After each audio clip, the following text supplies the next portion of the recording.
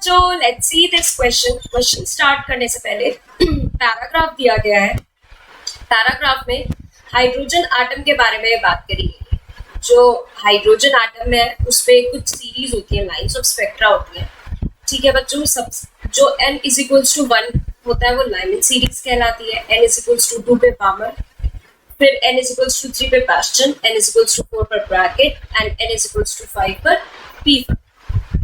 ठीक है बच्चों, आगे बात बोला गया है कि कोई भी अगर इलेक्ट्रॉन है वो एक्साइटेड स्टेट से किसी ग्राउंड स्टेट पे आ रहा है, या मान लीजिए फॉर एग्जांपल बामर पर आ रहा है n = 2 पर आ रहा है, तो एक्साइटेड स्टेट से लेके n = 2 तक टोटल कितनी लाइंस बन रही हैं, तो वो आती है n-1 डिवाइडेड बाय 2 इस फॉर्मूले से।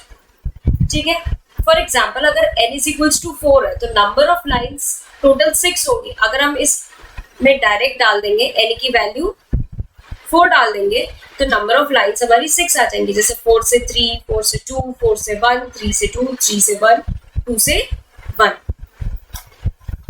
और जब इलेक्ट्रॉन n2 से n1 यानी कि अपने नेक्स्ट स्टेट से जस्ट एक बाद वाले में या जस्ट एक पहले वाले में जंप कर रहा है, तो हम फॉर्मूला यूज करेंगे ये वाला। ठीक है बच्चों, अगर इलेक्ट्रॉन जो है एनर्जी लेवल अगर उसका E2 है और वो E1 पर आ रहा है, तो उसके E2 - E1 का फॉर्मूला होता है डेल्टा E। डेल्टा E को हम लिख सकते हैं hc/डेल्टा E, या फिर हम लैम्डा भी कर सकते हैं, डेल्टा hν कर सकते हैं। ठीक है बच्चों, आगे H और C कांस्टेंट है, इसी वजह से जो डेल्टा E है वो एक डेफिनाइट एनर्जी के को मतलब करस्पॉन्ड करता है। Thus, each transition from one energy level to another will produce a light of definite length. इसीलिए हर एक ट्रांजिशन, हर एक एनर्जी लेवल का हर एक ट्रांजिशन एक डिफाइंड वेवलेंथ को प्रोड्यूस करता है। ठीक है, और ये सारा लाइन ऑफ स्पेक्ट्रा के बारे में था हाइड्रोजन आटम के। अगर हमें वेव नंबर निकालना है तो एक फॉर्मूला होता है वेव नंबर का निकालने का, जिसमें ये R जो है रिडबर्ग कांस्टेंट है और Z है एटॉमिक नंबर, N1 है कौन सा वो ग्राउंड स्टेट, और N2 है एक्साइटेड स्टेट। अगर इस फॉर्मूले में हम फर्स्ट लाइन ऑफ सीरीज की बात करें, मतलब लाइन ऑफ लॉन्गेस्ट वेवलेंथ, तो लाइन ऑफ लॉन्गेस्ट वेवलेंथ और लाइन ऑफ शॉर्टेस्ट वेवलेंथ में N2 की वैल्यू चेंज हो जाती है। ठीक है बच्चों, लॉन्गेस्ट वेवलेंथ में N2 की वैल्यू जस्ट नेक्स्ट रहती है N1 पे। मान लीजिए अगर N1 की वैल्यू 2 है तो N2 की वैल्यू 3 हो जाएगी। और शॉर्टेस्ट वेवलेंथ में क्या होगा, अगर मान लीजिए N2 की वैल्यू 2 है तो N1 की वैल्यू 2 है तो N2 की वैल्यू इंफिनिटी हो जाएगी। तो ये तो था हमारा पैराग्राफ। तो चलिए बढ़ते हैं क्वेश्चन की तरफ। क्वेश्चन में बोला है कि जो लास्ट लाइन है ब्रैकेट सीरीज की लास्ट लाइन कौन सी होगी। देखिए, जो n = 1 होता है ये होता है लाइमन, n = 2 होता है बामर के लिए, n = 3 होता है ब्रैकेट के लिए, n = 4 होता है पीफन के लिए, Lyman Balmer Paschen Brackett, sorry n = 3 Paschen और n = 4 ब्रैकेट, n = 5 होता है पीफन के लिए। तो यानी कि ये वाला जो n = 4 है ब्रैकेट है। अगर हम रिडबर्ग का फॉर्मूला लगाए, वेव नंबर होता है RZ² 1/n1² - 1/n2²।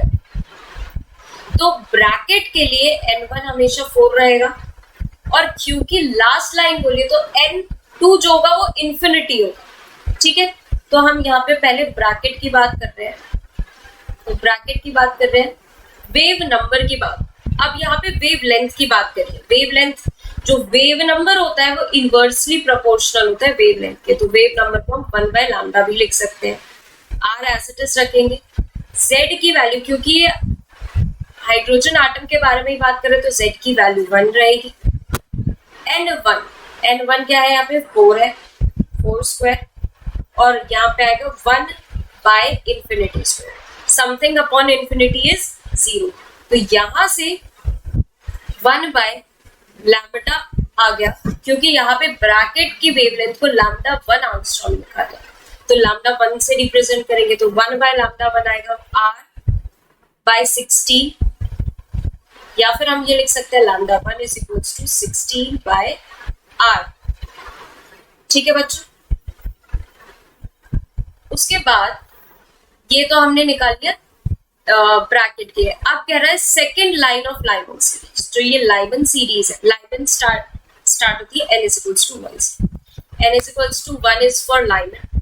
इसकी जो n इज इक्वल्स टू 2 है, ये लाइमन के लिए फर्स्ट लाइन ऑफ सीरीज होगी, और n इज इक्वल्स टू 3 इसके लिए सेकंड लाइन ऑफ सीरीज होगी। तो अगर हम लाइमन सीरीज के बारे में बात करें और फॉर्मूला लगाए, यहाँ पर वेवलेंथ को यहाँ पे लैम्बडा 2 से रिप्रेजेंट करा गया है। Lambda 2 is equals to r 1 का स्क्वायर 1 बाय 1 स्क्वायर, n1 की वैल्यू 1 है यहाँ पे, और n2 की वैल्यू क्या होगी 3, क्योंकि सेकेंड लाइन ऑफ सीरीज अभी हमने डिस्कस करा है। 3 स्क्वायर यहाँ पे हम लिख सकते हैं 1 by lambda 2 is equals to r 9, यहाँ पर आएगा 9 माइनस 1, तो यानी कि यहाँ से लैम्बडा 2 क्या निकल कर आया, लैम्बडा 2 निकल कर आया 9 बाय 8r। अब यहाँ से 9 बाय 8 आ रहा है, यहाँ से अगर हम r की वैल्यू निकालें तो r की क्या वैल्यू होगी 16 बाय लैम्बडा 1, और यहाँ से अगर r की वैल्यू निकालेंगे तो क्या वैल्यू आएगी r की, वो आएगी 9 बाय 8 लैम्बडा 2। अब इस r की वैल्यू और इस r की वैल्यू को हम इक्वल रख सकते हैं, बिल्कुल रख सकते हैं। यहाँ पे मैं ऊपर कर रही हूँ 6 by lambda 1 is equals to 9 by 8 lambda 2। अब लैम्बडा जो है वो डिनोमिनेटर में ही रहना चाहिए और जो न्यूमेरिकल वैल्यू है वो ऊपर, तो यहाँ पे ये मल्टीप्लिकेशन में चला जाएगा, तो 16 इंटू 8 क्या होगा 128, यानी कि जो हमारा फाइनल आंसर निकल कर आएगा वो आएगा 128 divided by lambda 1 is equals to 9 divided by lambda, यानी कि हमारा करेक्ट ऑप्शन है option number A. So I hope all of you understand very well. Thank you and best of luck.